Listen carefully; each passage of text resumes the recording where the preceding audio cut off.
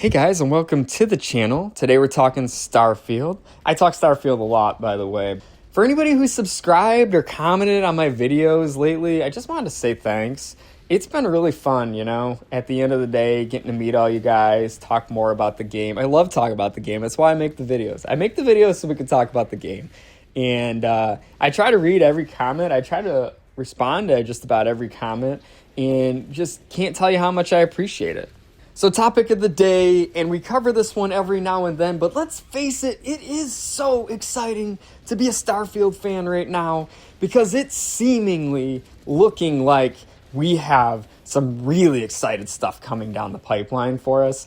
And so I just feel like I got to talk about this once in a while. I got to talk about it. I got to talk about 2.0 as it's being called, aka the next DLC. I'm really hoping we get some more information on this soon, but there's been some leaks and there's been some inklings in about what this could be. Just wanted to talk to you guys about this today. So I recently saw this post on Reddit talking about the realistic expectations of 2.0. So I figured it'd be a great opportunity to jump back in, talk about things that we think we may know, as well as what's realistic and what's not, on what could be coming in the near-term future. So with that said, post says, realistic expectations of 2.0. What would we like to see in a 2.0 update that's relatively realistic? Mine would be replacement addition of transition scenes as loading screens for fast travel, a more organic feeling for first-person camera, more fleshed out romance actions and options, and to be able to possibly leave your ship in space. Yeah, I think these are all fun ideas. I'll give you my quick take on it, and then I'll get into some more comments on what they're saying. Your first one, addition of transition scenes as loading screens for fast travel, landing, boarding.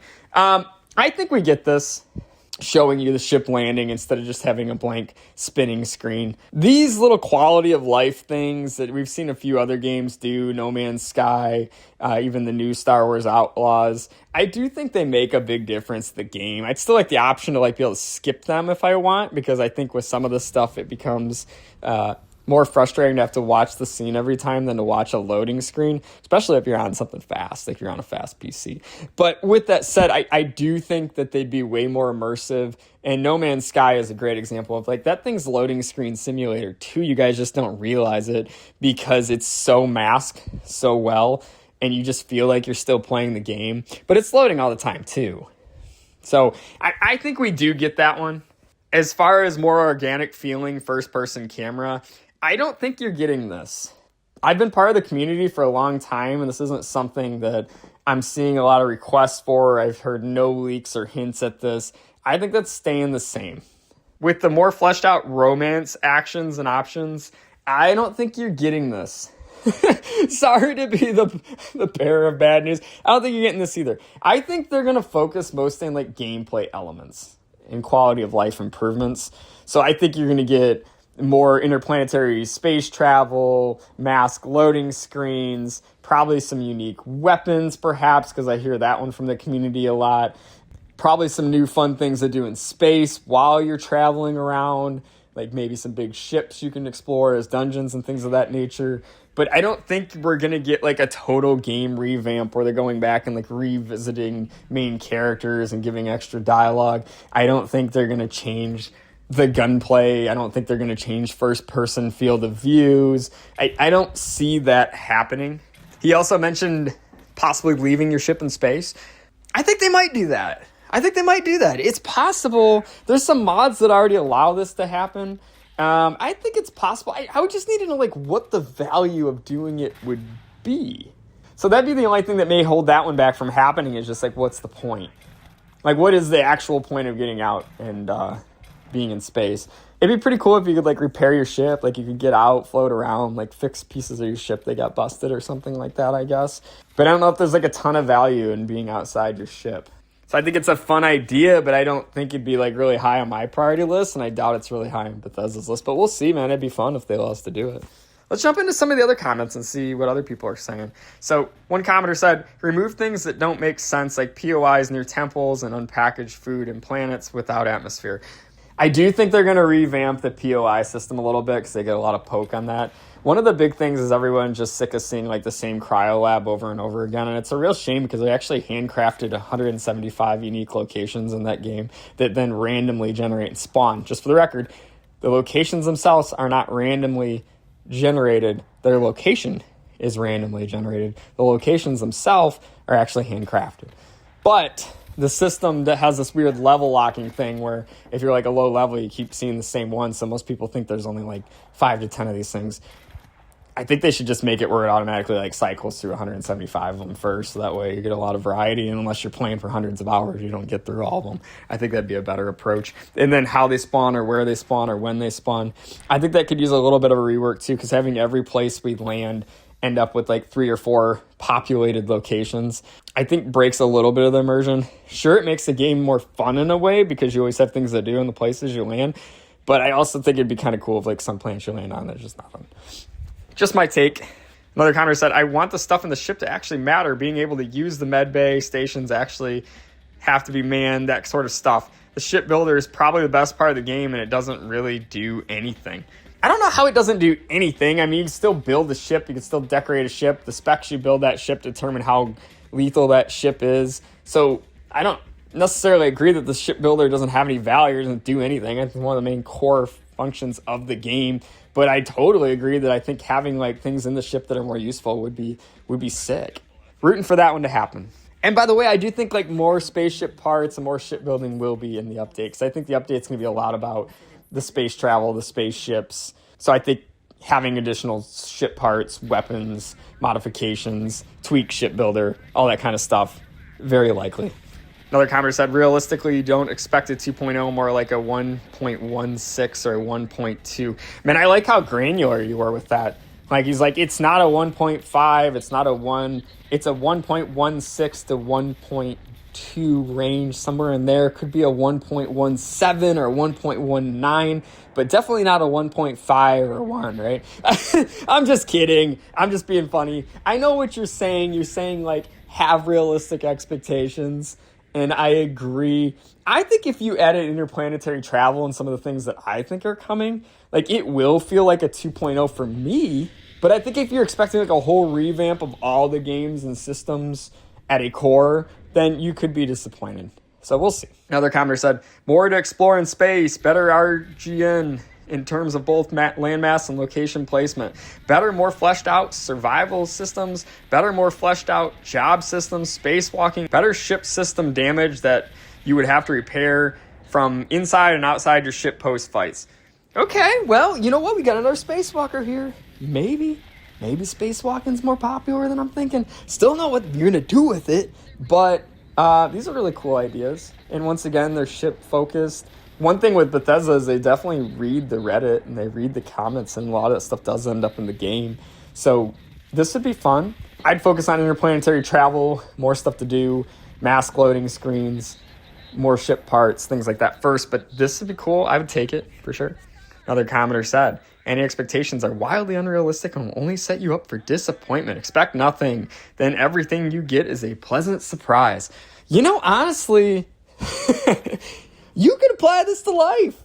Give yourself low expectations and you'll never be disappointed, right? I've actually taken this to the cinema lately, man. Like, movies are so disappointing anymore that I just expect nothing out of them. And then sometimes I'm a little bit mildly happy with what I see. Sad, as it used to be such a good thing, but the only things they're producing anymore are remakes of movies that have already been produced. They're just total slop that never should have been a movie in the first place. So, yeah, to some degree, like the more you hype things and the more you stoke things, the more disappointed you can be in things when they actually happen. With that said, I think it's a lot of fun of actually being excited about things. And every once in a while, like something really hits. And Starfield for me was that, right? Like, I've told this story before, so I'll tell it short this time. But in a nutshell, I was part of the Starfield community when it was a rumored thing. It was a trademark thing. There was no confirmation there would ever be a Starfield. It was me and some conspiracy theorists thinking that we saw some stars on the bottom of a Bethesda page and maybe that could be Starfield. There were random leaks of gameplay that nobody knew of were real. So that's how far I go back about it. And when I heard it was going to be a real thing, I got hyped. And I hyped on it for like 2 or 3 years. It keep getting delayed. I keep waiting. My excitement continued to build. And when I played the game, I think you know the rest of the story, guys. So every once in a while, it's fun to get excited about things, and it's really awesome when those things actually deliver. But yeah, if you really can't deal with disappointment, I think it's a good idea to temper your expectations and be pleasantly surprised than the other way around. And I think it's a healthy way to live life in general, is just have realistic expectations on things in general. And sometimes life will surprise you. Tip of the day. Another commenter said, there is no Starfield 2.0. You're all going to be very disappointed. Yep, I know. This is the comment section. It's split between, here's some things that would make me excited about it. Here's what I'm hoping to have. And you guys, you're not getting anything. Stop talking about it. My comments of that would be that I think it's all but confirmed that we are getting an updating DLC. And some of the things I'm saying seem like they're all but confirmed as well at this point from leaks. So I'm staying pretty optimistic. Another commenter said, more New Game Plus scenarios, like war is still going on or just the war in general. Various virus outbreaks. I would like to run into my wife, husband, in whatever universe I'm in. I would like to run into a universe where humans are not the only species. I'm starting to laugh because this isn't it, man. Fishing, boats, underwater exploration. This is all fun. But I mean, what you're talking about here is a revamp of everything. Like making an alternate universe where the war is still going on would just be like having to build a ground up game again. I don't see it. This is super fun. I would take every one of these things in the game. I think it's a cool comment. I would definitely temper these expectations if these are things you think are coming. Another commenter said, one small thing I want is ship bays, landing ramps to just open when I click on the doorway, not a trigger and not a black loading screen. Yeah, this would be cool. This kind of goes to like quality of life things again of, can I just have like a door that really opens? Can I have a bay that my car that I can drive out of? Can I have loading screens that don't feel like loading screens?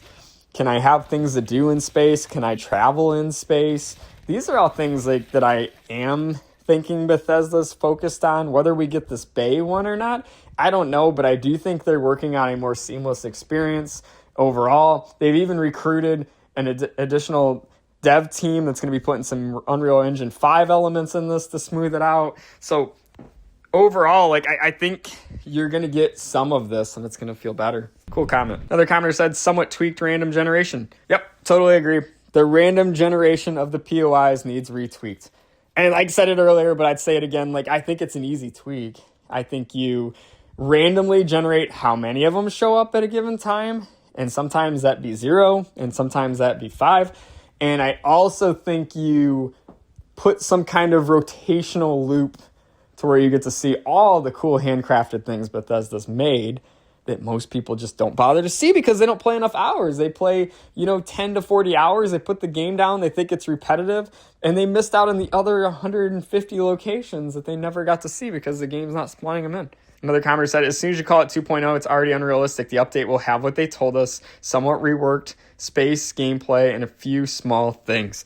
Once again, I get where you're coming from here, and I think you're for the most part right. I just think we're underestimating the difference that those things would make. Being able to interplanetary travel between planets, get into random encounters, changes the game completely. So like I'm on Aquila City, I get a mission, I need to go somewhere else, I get in my ship, I take off, I have to fly between the planets to get there, and instead of a loading screen between the planets, in between the two planets, I run into another scenario that pulls me off track and in a different direction on a different side quest, and I end up playing the whole night in space on these other side quests, and I get done playing and I go, holy shit, that's just like the Bethesda experience has always been, and that's one of the things we love about it, right? We loved about that in Skyrim and loved about that in Fallout 4, that you're able to essentially take a quest and then get distracted and at the end of the night go, what happened? How did I end up here? What a cool adventure. Wasn't what I planned at all. And I think that's something you lose in Starfield when you have a loading screen that takes you from one location to the next. So like this to me, call it what you want. Call it a 1.16 to 1.2. Call it a 2.0. Call it a 4. Call it a 10. I don't care. The point is, I think this is a huge, huge change to the game that will alter the way the game plays and feels in general. Mask loading screens and having adventures in between locations is going to alter and change the game completely and make it so much more immersive and so much more engaging and so much more fun. Like, you guys know I love Starfield, but if there's one thing when I play Starfield that I would like to see improved, it's like getting to spend more time in that ship, which is basically a second character to me. So like the idea of putting it in cruise control, because this is almost all but confirmed, getting up while it's traveling between planets and doing things within your ship. Or running into things in between. What if like you're in your ship and like you're like working on crafting something or upgrading something while you're traveling between planets, and then all of a sudden there's like a burp, burp, burp, like an alarm goes off and you're like, oh shit, and you gotta run up front, you gotta get in your cockpit and you get in the space battle, and in that space battle, like it queues up another quest and you end up in a different direction. Kind of what I was saying earlier, but like the point being, like, these are fundamental changes to the game. So when you talk about like a Cyberpunk 2.0, which I get a lot of pushback on this, there was a lot of changes to Cyberpunk 2.0, right?